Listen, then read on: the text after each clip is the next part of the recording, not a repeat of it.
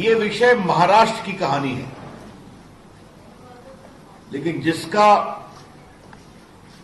असर पूरे देश की राजनीति पर है। मुंबई के पूर्व पुलिस कमिश्नर ने एक चिट्ठी लिखी है मुख्यमंत्री को, उप मुख्यमंत्री को और राज्यपाल जी को, जिसमें उन्होंने कहा है कि महाराष्ट्र सरकार के गृह मंत्री सचिन वाजे, जो कई वर्षों तक सस्पेंडेड थे और सीधा उनको क्राइम ब्रांच का असिस्टेंट इंस्पेक्टर बनाया गया, उनको उन्होंने कहा कि 100 करोड़ रुपए का हमें माहवारी बंदोबस्त करके दो, और इसलिए करके दो कि मुंबई में लगभग 1700 डांस बार हैं, रेस्टोरेंट हैं, तो इससे उगाही करोगे तो 40-50 करोड़ रुपए तो ऐसे ही आ जाएंगे अगर 2-3 लाख सबसे लोगे, और बाकी से तो व्यवस्था करो। इसको लेकर महाराष्ट्र में और देश में बहुत ही हंगामा मचा हुआ है। पहली बात यह बताएं कि सचिन वाजे सस्पेंडेड था, ये बहुत उनके खिलाफ आरोप है एक्सटॉर्शन के, बाकी सबसे अलग विषय। वर्षों तक वो सस्पेंडेड था, उसको कोरोना में अपॉइंट कराया गया वर्षों के बाद, और कहा गया कि क्योंकि कोरोना में पुलिस वाले बीमार पड़ रहे हैं इसलिए इनको लिया जा रहा है। बीजेपी की ओर से पहला सवाल यह है कि उनकी नियुक्ति किसके दबाव में की गई, या शिवसेना का दबाव था, मुख्यमंत्री का दबाव था, या शरद पवार का भी दबाव था? यह हम पहली बात जानना चाहते हैं। शरद पवार जी वरिष्ठ नेता हैं, लेकिन उनकी भूमिका पर भी बहुत गंभीर संदेह उठ रहे हैं।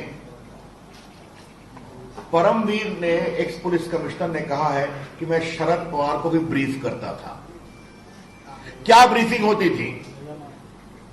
शरद पवार तो सरकार के अंग नहीं है, आपको मालूम है। शरद पवार ठीक है, बड़े नेता हैं, लेकिन वो कोई गवर्नमेंट के पार्ट नहीं है। तो एक पुलिस कमिश्नर उनको ब्रीफ कर रहा था, और ये भी ब्रीफ किया कि पैसे मांगे जा रहे हैं। तो शरद पवार इतने बड़े नेता, उन्होंने कार्रवाई क्या की आपको मालूम है ना? 100 करोड़ रुपए का उगाही करना एक्सटॉर्शन होता है। एक्सटॉर्शन एक अपराध है, एक्सटॉर्शन इज एन ऑफेंस। तो अगर शरद पवार को वो ब्रीफ कर रहे हैं तो 2 सवाल उठते हैं। पहला सवाल, किस कैपेसिटी में ब्रीफ कर रहे हैं शरद पवार को, जो कि सरकार के पार्ट नहीं है?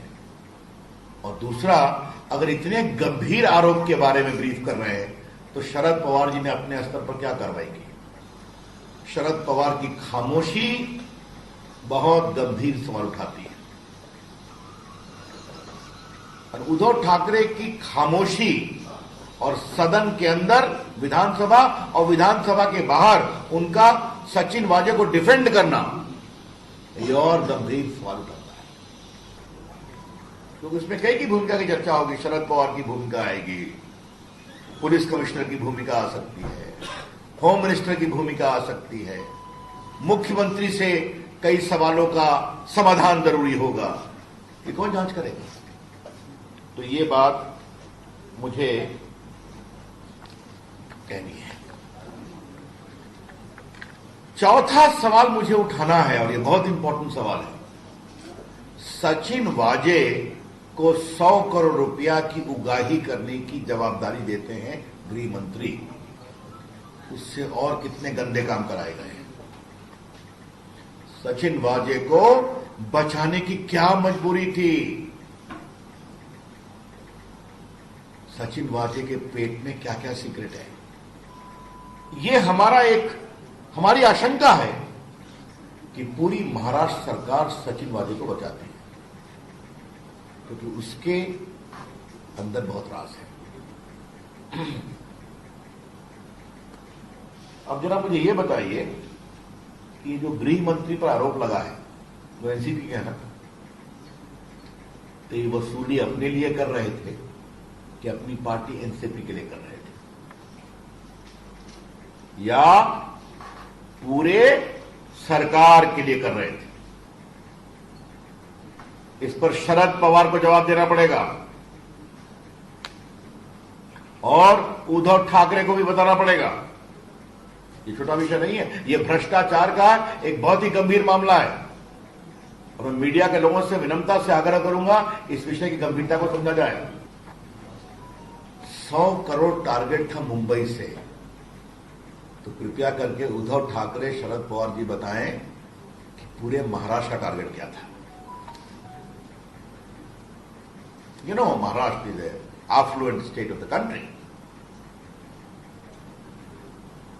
जहां नागपुर है, जहां मुंबई है, जहां पुणे है, जहां जलगांव है, मुझे बताने की जरूरत नहीं वहां कितना अधिक ट्रेड, इंडस्ट्री, कॉमर्स होता है।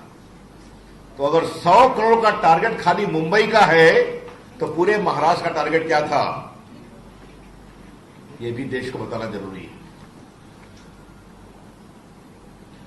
और अगर एक मंत्री का टारगेट यह था तो बाकी मंत्रियों का टारगेट क्या था? ये लूट की पराकाष्ठा है। एक शब्द, ये करप्शन नहीं है, इसे कहते हैं ऑपरेशन लूट।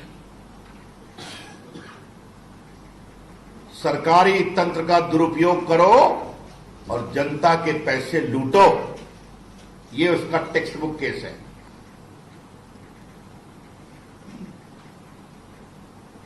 आज एक सवाल मुझे उद्धव ठाकरे से भी पूछना है। आप बाला साहब ठाकरे के पुत्र हैं ना, जिन्होंने जय महाराष्ट्र बताया था, और मैं उनकी बड़ी इज्जत करता हूं, संघर्ष के आदमी थे। एक तो आपने बेईमानी की सरकार बनाई